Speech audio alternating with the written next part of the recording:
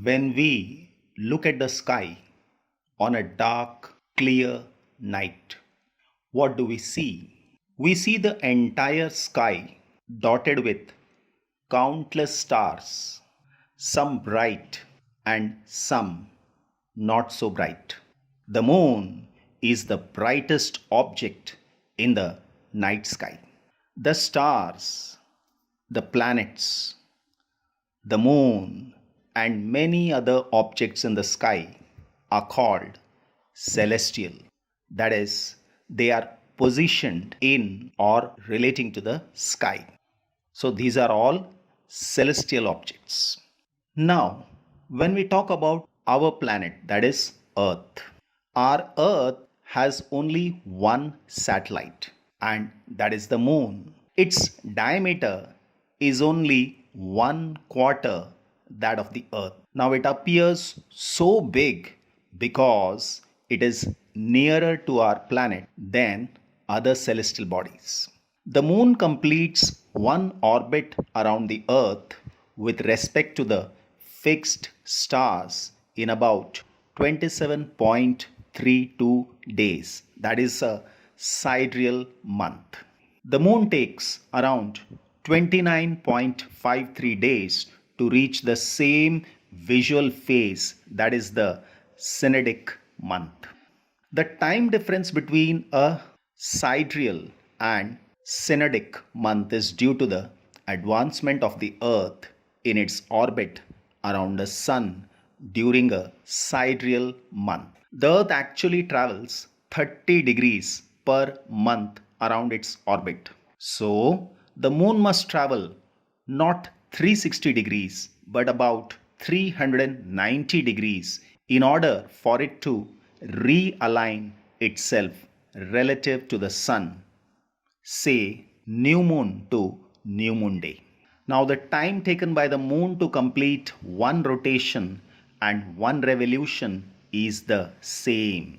As a result, only one side of the moon is visible to us on the earth. It has mountains, plains, and depressions on its surface. These cast shadows on the moon's surface. The moon does not have conditions favorable for life. There is a change in the shape of the moon every day. Sometimes the moon appears to be perfectly round, and sometimes the moon cannot be seen at all, even if the sky is clear. The day on which the whole disk of the moon is visible is known as full moon day. Thereafter, every night, the size of the bright part of the moon appears to become thinner and thinner. On the 15th day, the moon is not visible. This day is known as the new moon day. The next day, only a small portion of the moon appears in the sky. This is known as the crescent moon. Then again, the moon grows larger every day. On the 15th day, once again, we get a full view of the moon. The various shapes of the bright part of the moon, as seen during a month, are called phases of the moon. Phases of the moon play an important role in our social life. Almost all festivals in India are celebrated according to the phases of the moon. For example, Diwali is celebrated on the new moon day, Buddha Purnima and Guru Nanak's birthday are celebrated on full moon day, Mahashivratri is celebrated on the 13th night of the waning moon.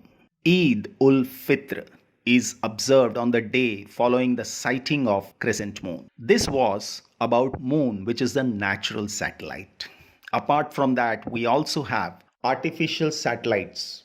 There are many man-made satellites revolving around the earth. These are called artificial satellites. They are orbiting around the earth, and you might wonder how artificial satellites are different from natural satellites. Actually, artificial satellites are man-made. Second, they are launched from the earth with the help of a rocket, and they revolve around the earth much closer than Earth's natural satellite, that is moon. Now, India has built and launched several artificial satellites. starting from Aryabhatta, which was the first Indian satellite. Some other Indian satellites are INSAT, IRS, Kalpana 1, EduSat, etc. Artificial satellites have many practical applications. They are used for forecasting weather, transmitting television and radio signals. They are also used for telecommunication and remote sensing. While watching the night sky, you may notice various patterns formed by different groups of stars. These are called constellations. Among the constellations, we have Ursa Major. It is also known as the Big Dipper, the Great Bear, or the Saptarishi. There are 7 prominent stars in this constellation. It appears like a big ladle or a question mark. There are 3 stars in the handle of the ladle and 4 in its bowl. It was one of the original 48 constellations listed by Ptolemy in the 2nd century AD. Today it is the third largest of the 88 modern constellations. Then comes Orion. It is one of the most magnificent constellations in the sky, located on the celestial equator and visible throughout the world. It can be seen during winter in the late evenings. It also has 7 or 8 bright stars. Orion is also called the Hunter. The 3 middle stars represent the belt of the hunter. The 4 bright stars appear to be arranged in the form of a quadrilateral. The star Sirius, which is the brightest star in the sky, is located close to the Orion. To locate Sirius, imagine a straight line passing through the 3 middle stars of Orion. Look along this line towards the east, and this line will lead you to the very bright star, and that is the Sirius. Cassiopeia is another prominent constellation in the north sky. It is visible during winter in the early part of the night. It is easily recognizable due to its distinctive W shape formed by 5 bright stars. Then comes the solar system. The sun and the celestial bodies which revolve around it form the solar system. It consists of large number of bodies such as the planets, comets, asteroids, and meteors.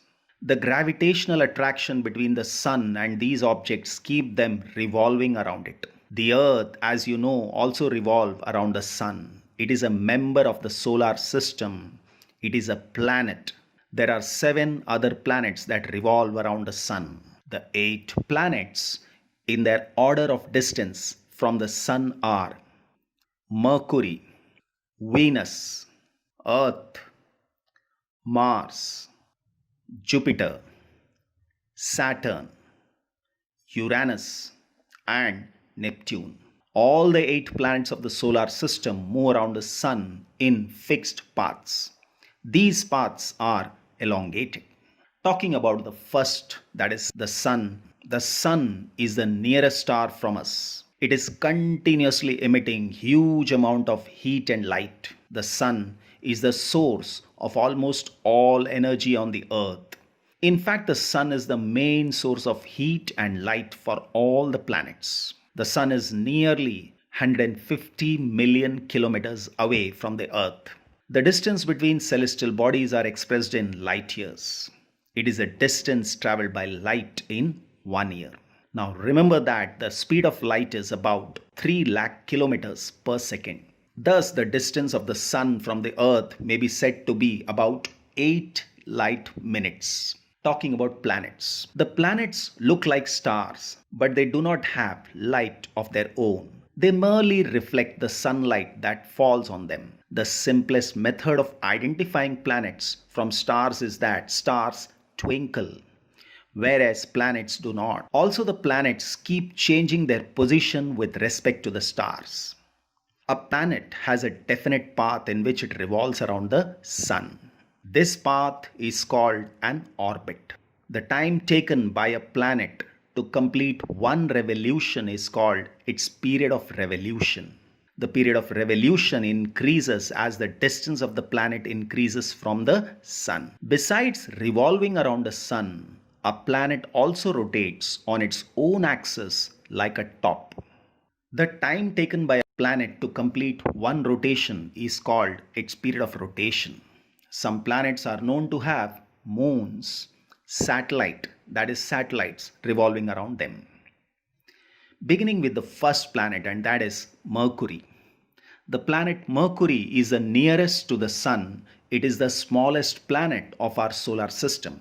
Its orbit around the Sun takes only 87.97 days, the shortest of all the planets in the solar system. Because Mercury is very close to the Sun, it is very difficult to observe it, as most of the time it is hidden in the glare of the Sun.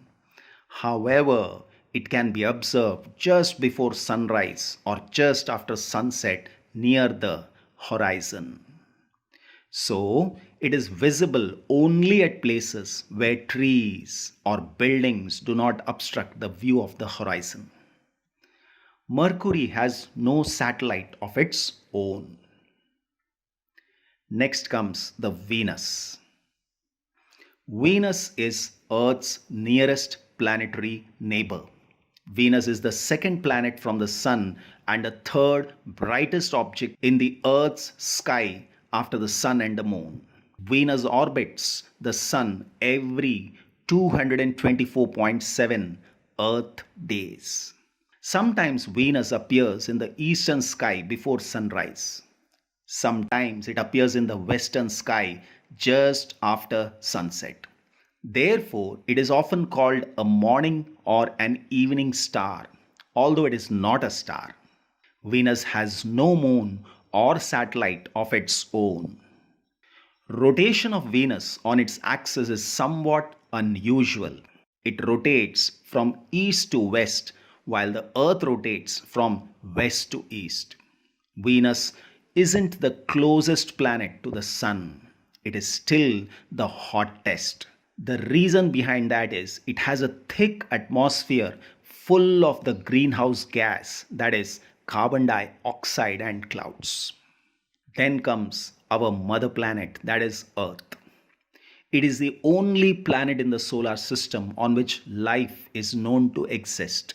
Some special environmental conditions are responsible for the existence and continuation of life on the Earth. These include the right distance from the Sun, so that it has the right temperature range, the presence of water and suitable atmosphere, and a blanket of ozone. From space, the Earth appears blue, green due to the reflection of light from water and land masses on its surface. The axis of rotation of the Earth is not perpendicular to the plane of its orbit. The tilt is responsible for the change of seasons on the Earth. The Earth has only one moon. Then comes the Mars. So, this is the next planet. The first one actually outside the orbit of the Earth. Mars is a cold desert world. It is half the size of Earth. Mars is sometimes called the red planet. It's red because of rusty iron in the ground. Mars has two small natural satellites, that is Phobos and Deimos.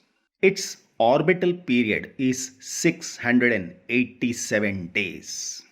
That is, to complete one revolution, it takes 687 days. Indian Space Research Organization launched India's first Mars orbiter mission, that is Mangalyaan, on November 5th, 2013. It was successfully placed into an orbit of Mars on September 24, 2014. With this, India became the first country in the world to do so in its first attempt. Then comes the Jupiter. It is the fifth planet from the Sun and the largest in the solar system. It is so large that about 1,300 Earths can be placed inside this giant planet. However, the mass of Jupiter is about 318 times that of our Earth. It rotates very rapidly on its axis. Jupiter has a large number of satellites. It also has faint rings around it. You can easily recognize Jupiter as it appears quite bright in the sky. If you observe it with the help of a telescope, you can also see four of its large moons. At present, it has 79 confirmed moons. Then comes Saturn. Saturn is the sixth planet from the Sun and the second largest in the solar system after Jupiter. It appears yellowish in color. What makes it unique in the solar system is its beautiful rings. These rings are not visible with the naked eye. You can observe them with a small telescope. Saturn also has a large number of satellites, that is 62 satellites. One interesting thing about Saturn is that it is the least dense among all the planets. Its density is less than that of water. Then it is Uranus and Neptune. These are the outermost planets of the solar system and they can be seen only with the help of large telescopes. Uranus is the seventh planet from the Sun. Like Venus, Uranus also rotates from east to west. The most remarkable feature of Uranus is that it has highly tilted rotational axis. As a result, its orbital motion appears to roll on its side. Then it is Neptune. Neptune is the eighth and the farthest known planet from the Sun in the solar system. It is the fourth largest planet by diameter, the third most massive planet and the densest giant planet. The first four planets, that is Mercury, Venus, Earth, and Mars, are much nearer to the Sun than the other four planets. They are called the inner planets. The inner planets have very few moons. The planets outside the orbit of Mars, that is Jupiter, Saturn, Uranus, Neptune, are much further off than the inner planets. They are called the outer planets and they have a ring system around them. The outer planets have large number of moons. Now let us learn about some other members of the solar system. The first one is asteroids. Now there is a large gap in between the orbits of Mars and Jupiter. This gap is occupied by a large number of small objects that revolve around the Sun and these are called asteroids. Asteroids can only be seen through large telescopes. Then it is comets. Comets are also members of our solar system and they revolve around the Sun in highly elliptical orbits. However, their period of revolution around the Sun is usually very long. A comet appears generally as bright head with a long tail.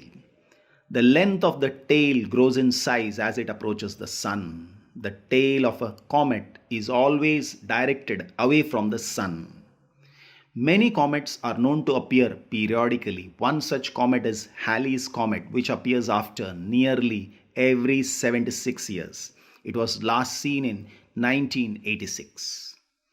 Then it is meteors and meteorites. Now at night when the sky is clear and the moon is not there, you may sometimes see bright streaks of light in the sky. These are commonly known as shooting stars, although they are not stars. They are called meteors. A meteor is usually a small object that occasionally enters the Earth's atmosphere. At that time, it has a very high speed. The friction due to the atmosphere heats it up. It glows and evaporates quickly. That is why the bright streaks lasts for Earth is called.